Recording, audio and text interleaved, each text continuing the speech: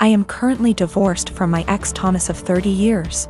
We ended up seeing a lawyer to help with dividing stuff. Everything was pretty much wrapped up till he said he no longer wanted any part of our kids' lives. I didn't argue with him about it since I already know what it's like having a parent who doesn't want you around, or wants to be in your life. I asked what he wanted me to tell the kids and he just said, "Whatever you think is best, I don't care. I don't want to parent anymore." Everything was in agreement and signed with no fuss. A few weeks later I get a call from my ex-mill asking if we could meet each other. When I came over she broke down crying and begging to let my ex see his kids again. I was confused about what she meant because not once did he contact me after meeting the lawyer. She went on about how my ex said he really missed them and that I was just a petty B*TCH for taking full custody. Also that he was crying for days about it. I told her my version of events and she called it BS, saying her son wouldn't lie like that, especially not about his kids. Then I decided to call him in front of her. He didn't know she and I were meeting that day. I said, "Hey, has a soccer game in a few days," which he did, and I was wondering if you wanted to go? I know he'd really love it and be happy to see you. He instantly said no. I already said I'm not doing this anymore.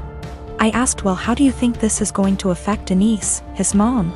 She is over the moon about them. He just said she loves me more than the kids, so I doubt this will be an issue for her. After a bit more talking we finally hung up. Ex-Mill was straight-faced and nodded at everything that just happened. She asked me to leave and said we would be in touch. Later that day I got a call from my ex saying how it's my fault he was kicked out of his mom's house, and possibly will be taken off her will. Also that none of his family members will talk to him because of what ex-Mill heard. He threw a lot of insults at me before I hung up, and now him and his mates keep calling and texting me. My friend is saying I shouldn't have said anything in the first place and I ruined his life. Yes, I plan to let Denise see the kids because I know she just wants to give them the world along with the rest of his family. I have a sister who has a husband who is the poster child of weaponized incompetence. They have 4 kids and she's pregnant. My sister works a full-time job, 40+ hours a week, cleans her entire house, cooks, takes care of all her children without him doing anything.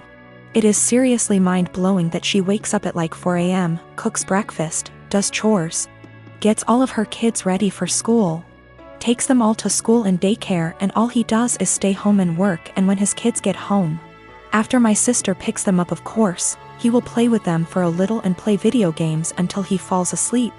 She actually makes more than him. My fiancé and I had to stay with them for 6 weeks while our home was being renovated, and since we both WFH, we helped her, and it is amazing how much happier she is when she has help. I helped with the kids and my fiancé even drove her to doctor's appointments.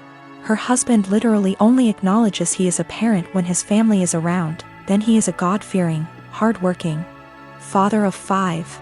He is the one that wanted more kids. She wanted to stop after her last baby, but he needed more boys.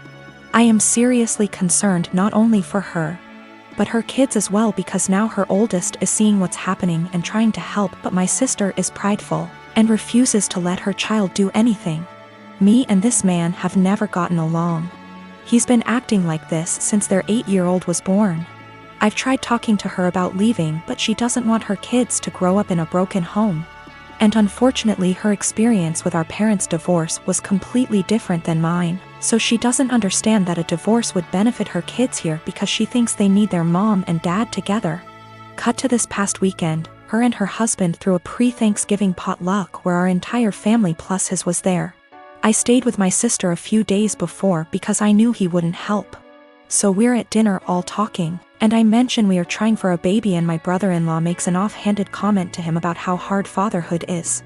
And I snapped and said, "Like you would know." He looked taken aback and asked me what I meant, and I unloaded on him, calling him a pathetic excuse for a man who makes my 8 months pregnant sister do everything for their family. I went off for a solid 10 minutes and he sat there shrinking in his seat. I left. Last night my sister called me and thanked me for standing up for her and told me she appreciated me.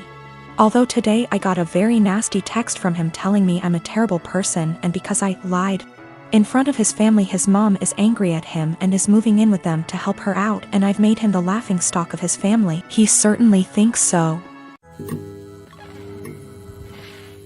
Since we met, my boyfriend has been on and off of Tinder. I've been very clear that it hurts me, but he always defended it as just him wanting an ego boost. A few months ago we had a major argument about it where I threatened to leave, and I honestly thought that was going to be the end of it. Pretty naive, really. Also, I should note his ex before me left him for this very reason. I feel like an idiot for thinking he'd ever change.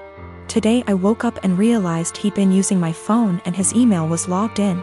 I noticed he'd gotten an email from an app called Hinge. Just to give you an idea of the kind of app this is, the description read: the app that was designed to be deleted. Great. My stomach instantly dropped. I logged into it with his phone number, and he's put up profile pictures of him that I've taken when we've been on days out together. In his description he's got things like, "We'll get along if you like Chinese and have a dog. If you're silly and comfortable and overshare." He's also put in as a strict preference that he wants to be matched with Hindus/Muslims only. I'm white British. I knew something was going on yesterday but wasn't sure what. He was acting differently and it was making me so anxious. He had the nerve to tell me that I must just be hormonal? I think the worst part about it is his reaction to all of this. He heard me crying, acted concerned, and then saw me with his phone. At which point he just took it from me and went back to bed. That was about an hour ago, and the only interaction I've had with him since was him asking me to open the bathroom door. Not to see if I was okay, but because he needed to pee. I'm obviously hurt by the fact that he's on this thing, but I think I'm more shocked by his total lack of guilt or response to me being upset. I'm so angry and there's nothing I can do with it. I'm so embarrassed about the situation I don't want to tell my family/friends how he's treated me. And I can't even talk to him about it because he's refusing to address anything's wrong. He's still in bed. I don't know what to do. He's brought my self-esteem down so much that I feel like I can't be without him, but I know I can't stay in this situation. Should I even bother trying to talk to him, or should I just leave? I've taken screenshots of everything, and initially I was going to send them to his family but thought against it. The thing is, if I just leave there's literally zero consequences for him. He gets what he wants. He gets the freedom to go on random dates with no guilt. It just seems so unfair that I'm the one left heartbroken and he gets to party up. I got myself and my stuff together, packed it in my car and left. It felt impossible. There was a lot of stuff and I was a wreck, but I managed it in the end. Throughout the whole time, he was just in bed pretending to sleep, which made me angry more than anything. I felt like he couldn't care less. We'd been living together for 2 years, but fortunately, in September I decided to get my own student apartment. Obviously, I knew then that things weren't going well, and thank God I made that decision because now I have a place to stay.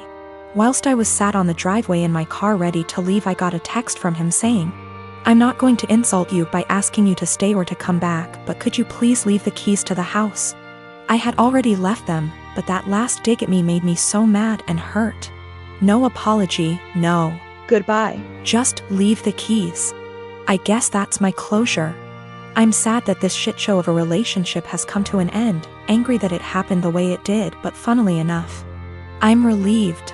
I can do what I want now and get on top of my self-esteem issues. I'm driving down to see my mom and the rest of the family tomorrow. I haven't seen them since Christmas and I absolutely cannot wait. The anger's still there, but I'm just going to get on with things. I absolutely cannot waste any more energy on that guy. My husband, 35 years old, does not have a car. He sold his old one to help pay for his brother's wedding.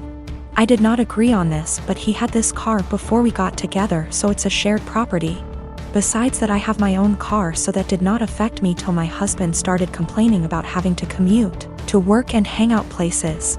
He tried to get me to let him drive my car several times, but I stood firm and put a boundary, making him understand that my car will never be driven by him. One of the reasons why is because of how bad his driving is.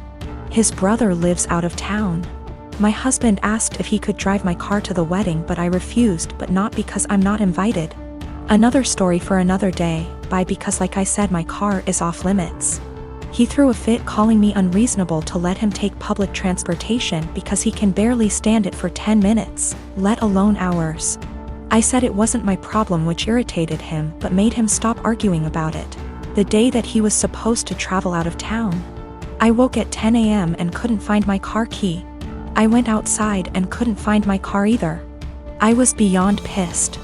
I called him and like I expected, he took it and was on his way to the other town. I lost it and told him I gave him no permission to take it for a whole 5 days and said that if he won't turn around with it and come home then I'd call the cops and report it missing. His response was, "You wouldn't dare do it 'cause you know what would happen." I hung up on him, then immediately called the police and told them about my situation. I did not tell them my husband took it because they'd think it's a family dispute and decide to not get involved. I just reported it missing. 2 hours later I got a call from my husband saying he was back in town and was being held at our local police station. I went to the station and talked to the cops. My husband made a scene there, swearing over and over that I gave him permission to take it and said I was acting out of jealousy and spite because he was going to attend a wedding that I was not invited to. I took my car and went home, but he had to stay a little longer. He came home in the evening and went on a rage fit about how I created an awful situation and almost caused him to miss his brother's wedding. He called me vindictive, bitter, and a lunatic to call the police on him and try to accuse him of stealing my car. He had to leave the same day to be able to be there with his family and decided to extend his stay, and he still hasn't gotten back yet. Right now his mom and brother are blasting me for what happened and calling me spiteful.